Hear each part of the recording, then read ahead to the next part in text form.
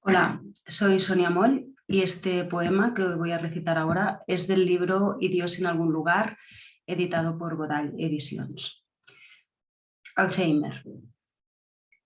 Y hoy que has muerto quizás ya 100.000 veces, te encuentro por la calle y todavía hueles a ese jabón de manos, a pan recién hecho, a cigarrillos sombra fumados a escondidas en el balcón de casa.